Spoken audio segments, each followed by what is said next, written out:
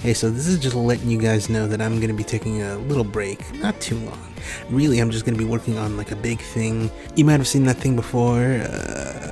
It involves Mega Man, and I'm basically just gonna be finishing that up. Games 7 through 11, including Mega Man and Bass. That's kind of why I'm taking like a little bit of a break, because some of those games get real rough, and I haven't even finished 2 of those games. So yeah, all right, but I am gonna leave you for now with some stuff for videos that I don't know if I'm gonna be finishing. It does seem a little unlikely.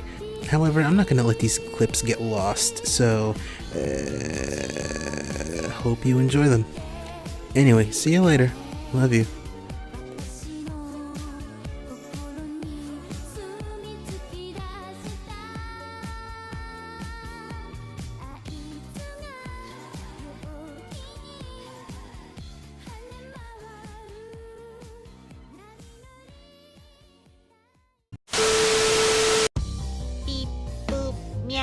Robo Fortune, thankfully, is the most non-canon story of them all, and ends with a robot uprising that absolutely does not happen. But we do get Big Boss Adam out of it, so maybe it's worth it. Standing.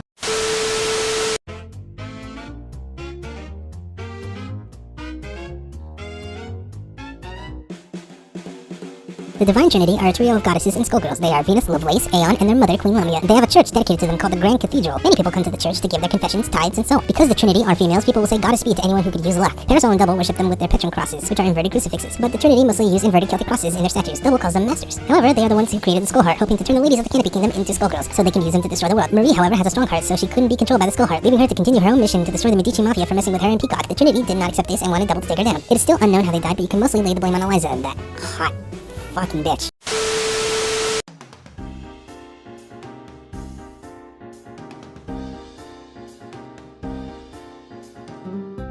Philia Medici may be the Ryu of Skullgirls, albeit with less fireballs and more thigh-highs, but her importance to the overall story of the game is much more evident the deeper into the lore of Skullgirls you go.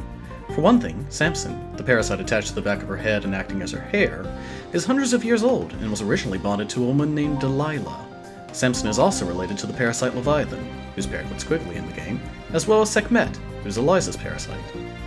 Focusing on Philia herself, her family ties her to the Medici Mafia, which ties into Cerebella's story as she wants to impress Vital, a high-ranking member of the Medici Mafia, who lost the life gem to Misfortune, whose family was murdered by Black Dahlia, an enforcer for the Medici Mafia in a series of events that equates to a season of the fucking Sopranos at this point.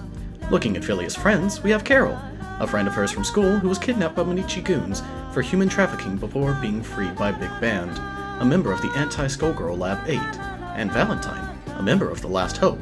More on those 2 factions later, trust me, they're important. Carol would be turned into Painwheel after Valentine took her to Lab Zero. Hey, those are the guys who made the game! A secret facility led by Brain Drain, designed to create anti-Skullgirl living weapons. Another of these living weapons would be Patricia, the best friend of the current Skullgirl, who became Peacock after being saved by Lab 8 as their own anti-Skullgirl weapon, but with slightly less body horror. Just slightly.